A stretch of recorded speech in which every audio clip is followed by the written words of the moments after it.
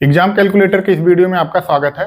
आज हम लोग 10th क्लास का जो चैप्टर 3 है, दो चर वाले रैखिक समीकरण युग्म, उसका पूरा वन शॉट वीडियो यहाँ पे देखेंगे। जितने भी कॉन्सेप्ट है सब इस पे क्लियर करेंगे, जो भी फार्मूला लगता है उसको देखेंगे, और जो मेन इंपॉर्टेंट क्वेश्चन है उसको मैंने यहाँ पे लिया हुआ है, उससे पूरा कॉन्सेप्ट एकदम क्लियर हो जाएगा। और जो भी है एक शॉट में, एक ही वीडियो में सब माइंड मैपिंग हो जाएगा। तो स्टार्ट करते हैं वीडियो को। चैप्टर है 3rd और नाम क्या है? Pair of linear equation in two variable, दो चर वाले रैखिक समीकरण युग्म। तो सबसे पहले हम लोग को देखना होगा कि ये रैखिक समीकरण होता क्या है। ये रैखिक समीकरण युग्म का मतलब होता है ये पेयर, मतलब जहां पे दो चीजें होती हैं पेयर होता है, उसको रैखिक समीकरण युग्म बोलते हैं। तो यहाँ पे पेयर है, लेकिन उससे पहले हम लोग को देखना पड़ेगा कि ये रैखिक समीकरण होता क्या है। तो रैखिक समीकरण के लिए क्या होगा, तो देखते हैं रैखिक समीकरण क्या होगा। रैखिक समीकरण, कोई भी समीकरण अगर अपने पास हम लोग को दिया हो, तो जैसे अगर दिया हो 2x minus 3y plus 2 is equal to 0, एक मैंने ये अपने मन से एक समीकरण ले लिया है एग्जाम्पल के तौर पर, तो क्या ये रैखिक समीकरण है और इसमें दो वेरिएबल है कि नहीं है। तो यहाँ पे x और y जो लिखा हुआ है, x और y को हम लोग देखेंगे तो ये x और ये y, ये क्या है? ये चर है, इसके मान हमेशा बदलते रहेंगे, इसीलिए इसको वेरिएबल बोलते हैं। और यहाँ पे जो 2 लिखा है, 3 है प्लस ये 2 है, ये सब क्या है? अचर है, इसको कांस्टेंट बोलते हैं, इसका मान कभी नहीं बदलेगा। तो हमको इस इक्वेशन में, अगर कोई इक्वेशन में दो वेरिएबल लिए हुए x और y, एक्स वाई की जगह ए बी सी डी हो सकता है, कुछ भी हो सकता है, लेकिन दो होने चाहिए, दो से ज्यादा नहीं होने चाहिए। और दूसरा नंबर, एक कंडीशन इसकी क्या और होती है, एक कंडीशन अगर आ गया जिसमें दो वेरिएबल हो तो उसको दो वेरिएबल वाला समीकरण बोला जाता है। और एक चीज और होता है, जो वेरिएबल होता है तो वेरिएबल की जो चर की जो पावर होती है, चर का जो पावर होता है वो मैक्सिमम कितना होना चाहिए? वो केवल मैक्सिमम 1 होना चाहिए। जैसे यहाँ पे लिखा हुआ, तो यहाँ पे क्या है? x के पावर 1 है, यहाँ पे y के पावर 1 है। अगर ये कहीं पे x स्क्वायर लिखा रहता है या y क्यूब इस तरीके से कुछ लिखा रहता है तो ये रैखिक समीकरण नहीं होता है। रैखिक समीकरण होने के लिए एक ही कंडीशन होती है, वो क्या होती है? वेरिएबल की पावर 1 होना चाहिए। तो यहाँ पे क्या है? वेरिएबल की पावर 1 है, तो इसलिए एक रैखिक समीकरण है। और समीकरण कैसे होगा? किसी भी इक्वेशन में अगर बराबर है, किसी भी लाइन में अगर बराबर दिया हुआ है, मतलब इसमें RHS है और LHS है, RHS LHS ये सब होना चाहिए, right hand side left hand side, तो वो इक्वेशन के फॉर्म में हो जाता है। तो ये इक्वेशन हो गया, और यहाँ पे पावर भी 1 है। तो कोई समीकरण देखना होगा रैखिक है कि नहीं है, तो उसके जो वेरिएबल है उसके पावर हमेशा 1 होने चाहिए, और जो भी चीजें हैं उसमें केवल दो ही वेरिएबल होने चाहिए। तो इसलिए उसको क्या बोला जाता है? दो चर वाले रैखिक समीकरण। और अगर कहीं पे एक इक्वेशन, जैसे ये लिखा हुआ इक्वेशन एक, इसी तरह का कोई इक्वेशन और हो जाएगा तो उसको इक्वेशन युग्म बोल देते हैं, pair of equation, pair of रैखिक इक्वेशन बोल देते हैं, लीनियर इक्वेशन। तो उसके बाद इसमें देखते हैं कि मेन चीज होता क्या है। हम लोग को दो ही चीज देखना है। क्या देखना है? कि पावर 1 होनी चाहिए वेरिएबल के, और जिसमें दो वेरिएबल रहेंगे x और y, दो अचर रहेंगे, वो क्या हो जाएगा? रैखिक समीकरण हो जाएगा। अब आगे हम लोग देखते हैं कि इसको प्रेजेंट कैसे करते हैं, इसको रैखिक समीकरण का हल क्या होता है, इसको प्रेजेंट कैसे किया जाता है। तो इन दोनों को देखें, इसका आलेख क्या बनता है। तो सबसे पहले देखो, कोई भी रैखिक समीकरण जो होती है ना, इसके इनफाइनाइट सॉल्यूशन होते हैं। ये कैसे होते हैं अभी हम आपको बता रहे हैं कैसे होता है इनफाइनाइट सॉल्यूशन। मतलब x और y के जितने आप चाहो उतने मान ले सकते हो, इसमें कोई ये चीज नहीं है कि इसका फिक्स मान होता है। x और y में अगर कोई एक ही रैखिक समीकरण है तो उसके इनफाइनाइट अनंत हल हो सकते हैं। जैसे इसका हल अगर हम लोग को निकालना हो तो क्या करना पड़ेगा? जैसे इस इक्वेशन में हम लोग अगर अपनी तरफ से x बराबर 0 ले लेंगे, तो x बराबर 0 रखने पर क्या हो जाएगा इस इक्वेशन में? तो ये 0 minus Y minus 3 is equal to 0 हो जाएगा। तो ये क्या हो जाएगा? तो minus Y minus 3 is equal to 0 हो जाएगा। तो यहाँ से y बराबर क्या हो जाएगा? उधर जाएगा 3 हो जाएगा, तो y बराबर -3 आ गया। मतलब अगर हम लोग x इस इक्वेशन में x बराबर 0 रख रहे हैं तो y बराबर -3 आ जा रहा। इसको यहाँ पे अगर एक टेबल हम लोग बना लें, ये x रखते हैं और ये y हो गया, तो x बराबर 0 रखने पे हम लोग को y की वैल्यू क्या मिली है? x बराबर 0 रखने पे y की वैल्यू -3 मिली है। तो इसी तरीके से एक और इसका हल देख रहे हैं, हमको दो हल निकालना है, इसमें लिखा हुआ है दो हल। इसके कितने भी हल हो सकते हैं, इनफाइनाइट सॉल्यूशन होगा। यहाँ पे लिख देते हैं इसके अनंत हल होंगे, इसके अनंत हल हो सकते हैं इस इक्वेशन के। अगर हमने x बराबर 0 पे y बराबर -3 लिया है तो फिर इसको क्या कर सकते हैं, y बराबर 0 रख देते हैं। y बराबर 0 पर देखते हैं क्या आ जाएगा। अगर y बराबर 0 लिख देंगे तो x माइनस वाई की जगह 0 हो जाएगा और -3 इज इक्वल टू 0। तो x बराबर क्या आ जाएगा, x बराबर 3 आ जाएगा। तो यहाँ से हम लोग देख सकते हैं अगर x की वैल्यू मैंने यहाँ पे 3 रखी है तो y की वैल्यू 0 आई है, या y की वैल्यू 0 पे x की वैल्यू 3 आई है। तो इस तरीके से अगर किसी लीनियर इक्वेशन को अगर हम लोग को कोऑर्डिनेट में लिखना है, निर्देशांक में लिखना है, संख्या रेखा पे अगर इसको दिखाना है तो कम से कम दो हम लोग के पास पेयर होने चाहिए। जैसे यहाँ पे x की वैल्यू और y की वैल्यू दो वैल्यू मिल गई है तो इसको हम लोग दिखा सकते हैं आसानी से। तो इसको पहले बनाते हैं हम लोग कोऑर्डिनेट। ये लाइन कैसे ड्रा होगी उसको देखा जा रहा है, तो इसको थोड़ा यहाँ से हम लोग हटा देते हैं।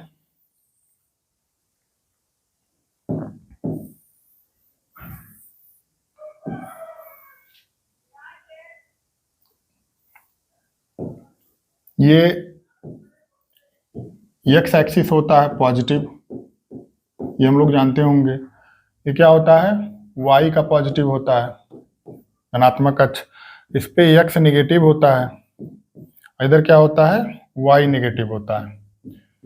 तो हम लोग को 3 तक जाना है तो इसको, ये 0 0 होता है, इसको 1 ले लेते हैं, ये 2 हो जाएगा, ये 3 है और ये 4 है।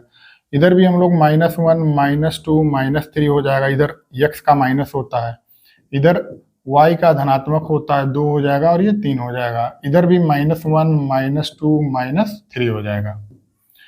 तो हम लोग को लिखना क्या है, सबसे पहले देखना है x की वैल्यू 0। तो x पे हम लोग 0 यहाँ पे होता है, x 0। तो x 0 पे y क्या मिल रहा है, y -3 मिल रहा है। तो y का माइनस नेगेटिव कहाँ पे होता है, नीचे की तरफ होता है। तो ये एक पॉइंट हमको ये मिल गया। तो इसको क्या बोल देंगे, इसको हम लोग बोल देंगे 0, -3। मतलब यहाँ पे x की वैल्यू 0 है और y की वैल्यू -3 है। फिर वैसे दूसरा देखेंगे, यहाँ पे x की वैल्यू 3 है, ये x की वैल्यू 3 है, तो y की वैल्यू क्या मिल रही है, 0 मिल रही है। तो यहाँ पे क्या है, ये y बराबर 0, x अक्ष पे y बराबर 0 होता है और y अक्ष पे x बराबर 0 होता है। तो यहाँ पे क्या हम लोग को मिल गया, ये मिल गया 3, 0, ये पॉइंट। तो इन दोनों पॉइंट को अगर हम लोग सीधा ऐसे मिला देंगे, ये जो मिल गया है, तो ये जो मिल के आया है इसको हम लोग क्या बोल सकते हैं, इसका कलर थोड़ा बदल देते हैं। ये रेड लाइन जो आई है, ये रेड लाइन क्या है, यही ये इक्वेशन का हल है और ये इक्वेशन यही आ जाएगी, x - y -3 = 0। इस लाइन को, यही रैखिक लाइन है जो -0 -3 और 3 0 से जा रही है। तो इस पर अगर हम लोग x की वैल्यू 1 2 3 4 कुछ भी लिख सकते हैं, x की वैल्यू 0 से लेके इनफाइनाइट तक कहीं भी जा सकते हैं और y की वैल्यू उसी तरीके से 0 से लेके इनफाइनाइट तक कुछ भी आ सकती है। इसीलिए बोला जाता है कि इसके कितने भी अनंत सॉल्यूशन हो सकते हैं। जितना भी रखा जाएगा, जितने भी तरीके से रखा जाएगा तो कई सारे सॉल्यूशन इसके निकल के आ जाएंगे। तो इस तरीके से जो लीनियर इक्वेशन होता है उसके इनफाइनाइट सॉल्यूशन होते हैं और x की वैल्यू रखते चले जाएंगे 1 2 3 4 और उसी के करस्पॉन्डिंग क्या आता चला जाएगा, y की वैल्यू आती चली जाएगी और उसको संख्या रेखा पे इस तरीके से कोऑर्डिनेट में हम लोग दिखा सकते हैं। फिर आगे देखते हैं क्या है। फिर आगे हम लोग को पेयर ऑफ लीनियर इक्वेशन, इसका स्टैंडर्ड फॉर्म कैसे लिखा जाता है। जैसे एक इक्वेशन हम लोगों ने देखा था, अब इसको अगर दोनों को लिखना होगा तो क्या लिखा जाता है, इसका जो मेन फॉर्म होता है ax + by + c = 0। ये होता है स्टैंडर्ड इक्वेशन। तो अगर हमको 2 लिखना है तो इसको a1 कर देंगे, इसको b1 कर देंगे, इसको c1 कर देंगे। इसी तरीके से ये क्या हो जाएगा, a2x +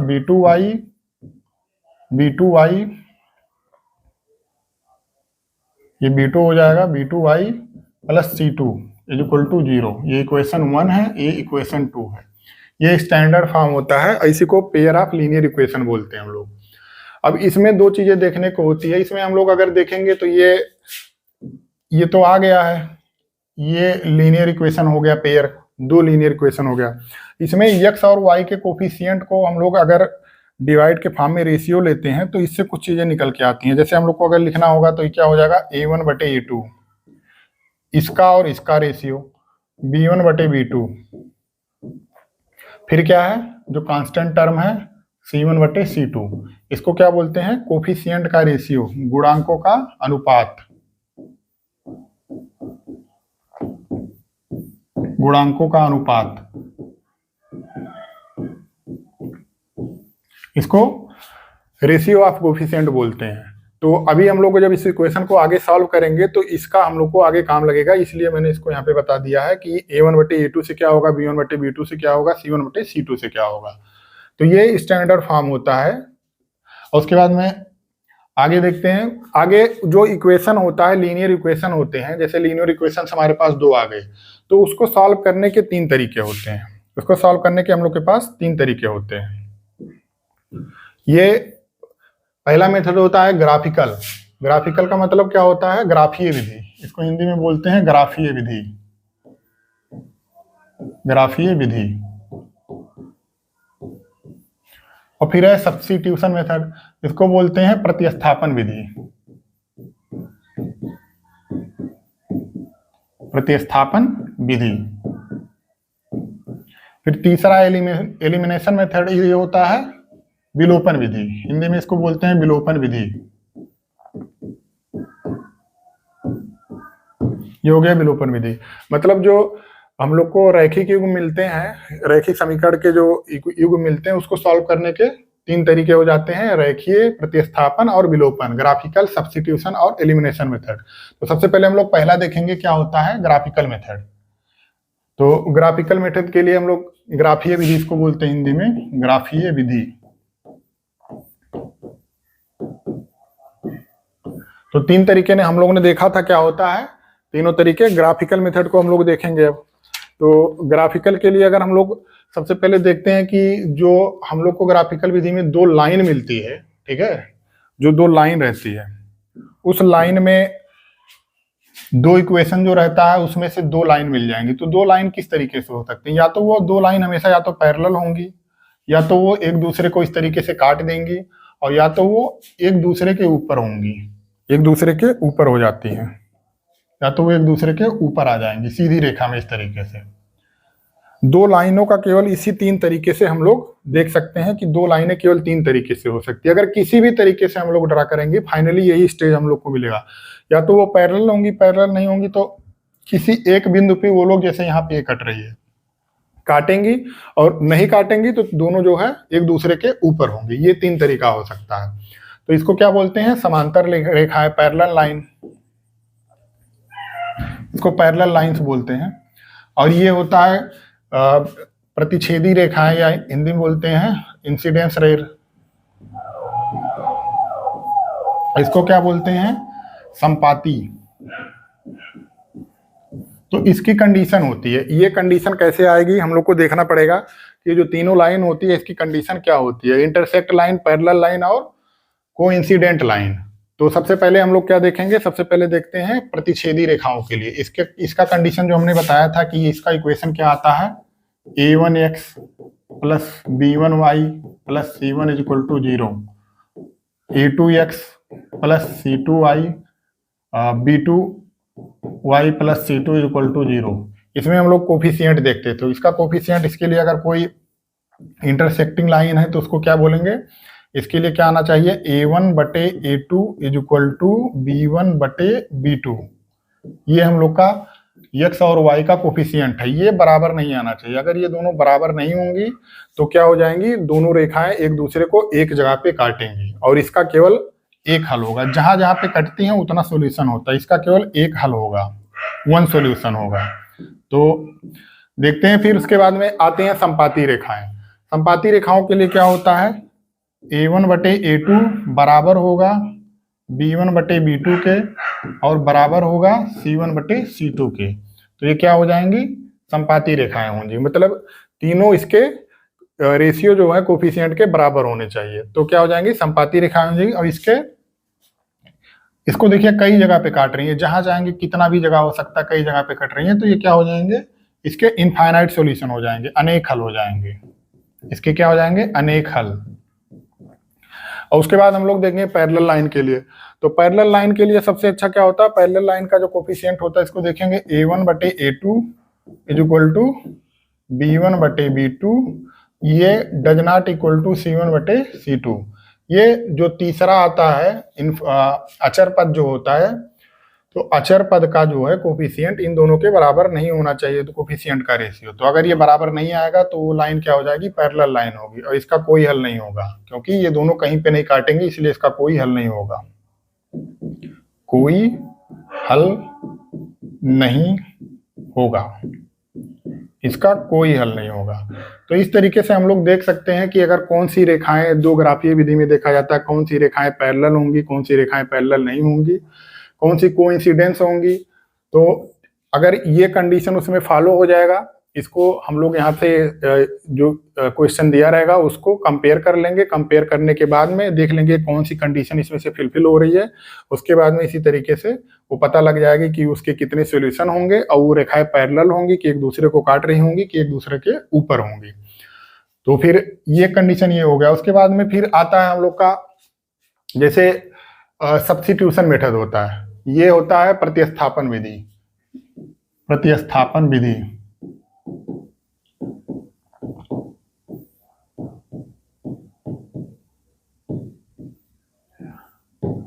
तो इस इक्वेशन को हम लोग को सॉल्व करना है प्रतिस्थापन विधि से। तो ये इक्वेशन 1 हम इसको मान लेते हैं, इस इक्वेशन 2 मान लेते हैं। तो इसमें सबसे पहला स्टेप क्या होता है, स्टेप फर्स्ट हम लोग लेंगे, स्टेप फर्स्ट।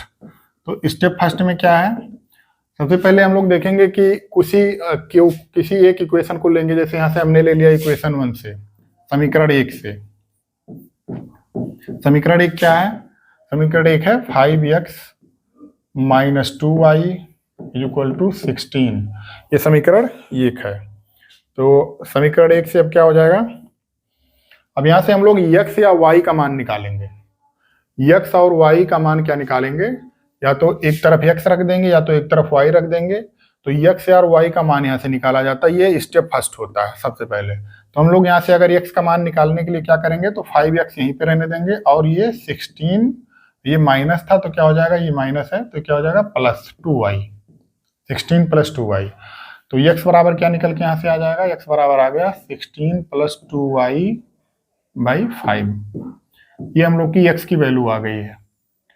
अब यहाँ से हम लोग x निकाले हैं, y भी निकाल सकते थे, कोई दिक्कत नहीं है, किसी x और y की वैल्यू यहाँ से हम लोग निकाल लेंगे। फिर स्टेप 2 क्या आता है, ये स्टेप वाइज करते हैं, बहुत इजीली लगता है। तो स्टेप 2 में क्या करना होगा, ये x की वैल्यू समीकरण 2 में, या समीकरण हमने 1 ले लिया था तो अब समीकरण 2 में रख देंगे। तो x का मान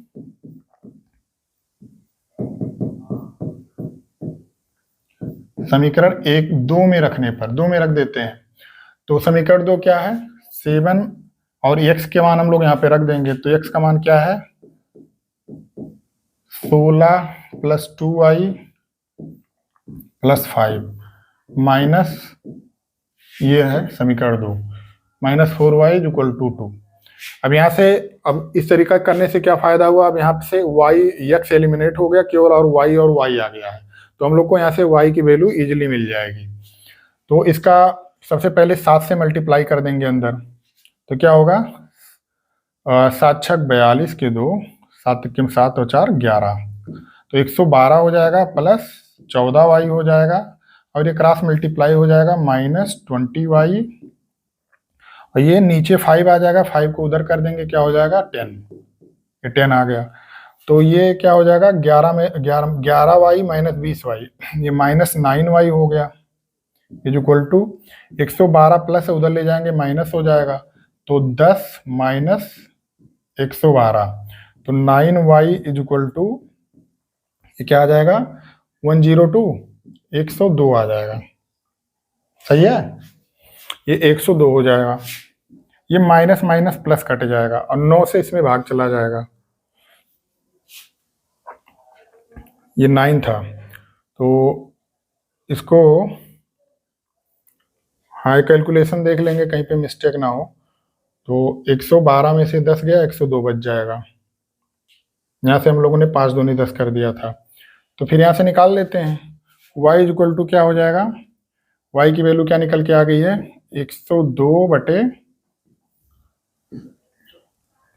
हाँ ये अच्छा, हाँ ये देखिए गलत हो रहा था यहाँ पे, 7 दूनी ये 14 हो जाएगा। तो 14y था, तो 20 में से 14 गया, ये 6 हो जाएगा, -6 हो जाएगा, इधर भी -6 हो जाएगा। तो क्या आ जाएगा, इधर नीचे 6 आ जाएगा, इसको इरेज कर दे रहे हैं, ये 6 हो जाएगा। 6 कम 6, 6 4 10, 6 7 42। तो y की वैल्यू हम लोग को क्या मिल के आ गई है, y की वैल्यू 17 आ गया है। अब ये स्टेप 3 में हम लोग क्या करेंगे, ये y की वैल्यू उठा के किसी भी इक्वेशन 1 या इक्वेशन 2 में रख दिया जाएगा। तो y का मान यहां से हम लोग देख लेते हैं।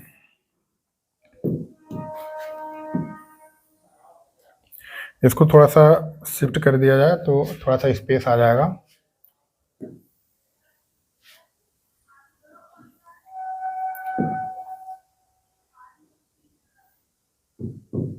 अब y का मान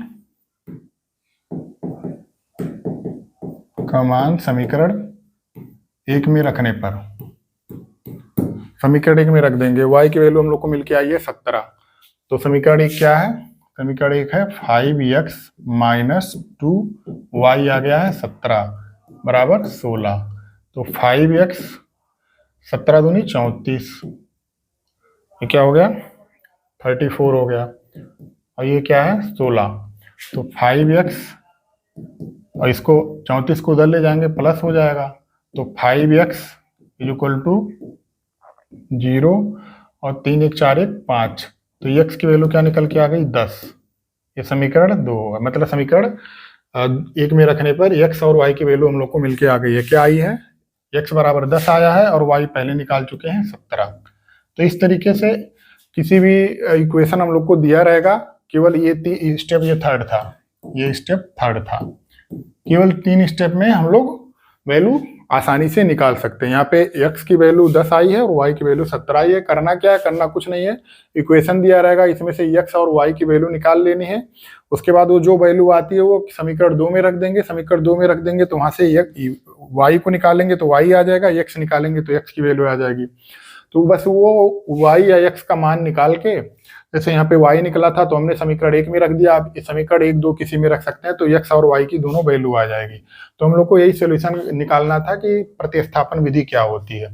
बस इसी इक्वेशन को, यही जो हम लोग को इक्वेशन दिया हुआ है, इसी क्वेश्चन को हम लोग एक और तरीका होता है जो तीसरा हम लोग देखे थे, विलोपन विधि, एलिमिनेशन मेथड, उससे कर देंगे। तो ये सबसे आसान तरीका होता है। इसमें भी सबसे पहले देखेंगे स्टेप फर्स्ट हम लोग लेंगे। स्टेप फर्स्ट क्या होता है, स्टेप फर्स्ट में देखा जाता है ये इक्वेशन 1 है और ये इक्वेशन 2 है। तो सबसे पहले देखेंगे इसमें x और y के कोफिशिएंट को बराबर किया जाता है। अगर हम लोग को x को एलिमिनेट करना है तो यहाँ पे जैसे 7 लिखा तो ये भी 7 होना चाहिए, ये भी 5 होना चाहिए, दोनों बराबर होना चाहिए। और y को देखेंगे तो y का भी बराबर होना चाहिए। तो हमको अगर समीकरण 1 हम लोग लेते हैं, समीकरण 1 में अगर हम लोग 2 से मल्टीप्लाई कर देंगे तो यहाँ पे 4 हो जाएगा, ये 4 पहले से है तो y कट जाएगा, y को समीकरण से 1 2 से घटा जोड़कर माइनस कर देंगे। तो स्टेप फर्स्ट में क्या किया जाएगा, इक्वेशन 1 में 2 से गुणा करने पर, 2 से गुणा करने पर, तो 2 से गुणा कर देंगे इसमें, तो ये क्या हो जाएगा, यहां से देखते हैं, ये 10x हो जाएगा -4y हो जाएगा बराबर 32 हो जाएगा। अब ये हो गया हमारे पास समीकरण 3। अब यहाँ पे समीकरण 2 में 4y है और समीकरण 3 में भी 4y है, तो इसको लिखेंगे स्टेप 2। अब हम लोग को स्टेप 2 में क्या करना होता है, स्टेप 2 में दोनों इक्वेशन को जोड़ेंगे, जोड़ने से कटेगा कि घटाने से कटेगा ये देख के उसके बाद में इसको जोड़ या घटा देते हैं।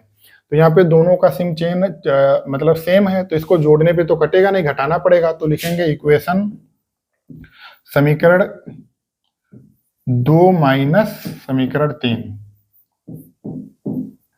तो समीकरण 2 में से समीकरण 3 को घटा दिया जाएगा।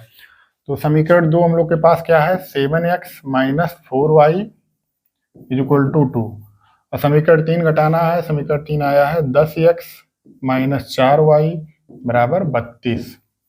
तो यहाँ पे देखेंगे हम लोग, जब घटाया जाता है तो क्या होता है, नीचे वाले का साइन चेंज हो जाता है। यहाँ पे प्लस है तो माइनस हो जाएगा, ये माइनस है तो प्लस हो जाएगा, ये प्लस है तो माइनस हो जाएगा, और ये दोनों कट जाएंगे। तो ये 10 में से 7 गया तो ये क्या हो जाएगा, -3x हो जाएगा, इक्वल टू, और 32 में से 2 गया तो ये -30 आ जाएगा। फिर x बराबर क्या निकल आएगा, ये माइनस माइनस कट जाएगा तो x बराबर क्या आ गया, 10। तो x की वैल्यू 10 निकल के आ गई है। तो हम लोग अब स्टेप थर्ड में क्या करेंगे, स्टेप थर्ड में ये x की वैल्यू उठा के किसी भी इक्वेशन में रख देंगे, जैसे वहां पे हम लोगों ने रखा था। तो इसको थोड़ा सा इधर कर लेते हैं।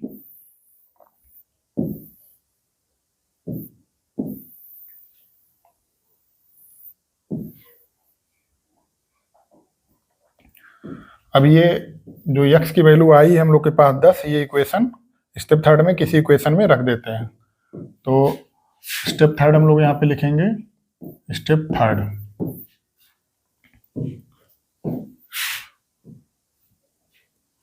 x का मान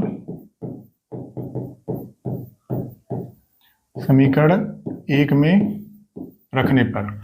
तो समीकरण 1 हमारे पास क्या है, 5x - 2y = 16। तो x बराबर हम लोग को क्या रखना है, 10। यहाँ पे x बराबर 10 रखना है, तो 10 रख देंगे। तो 5 गुणे 10, ये सीधा 50 लिख देते हैं इसको। ये 2y = 16, 50 उधर ले जाएंगे तो -2y = 16 - 50। तो 2y = क्या निकल के आ जाएगा, ये 34 हो जाएगा। ये -34, यहाँ पे माइनस था तो ये माइनस माइनस प्लस हो जाएगा, और y की वैल्यू 2 से भाग हो जाएगा। ये 34 है।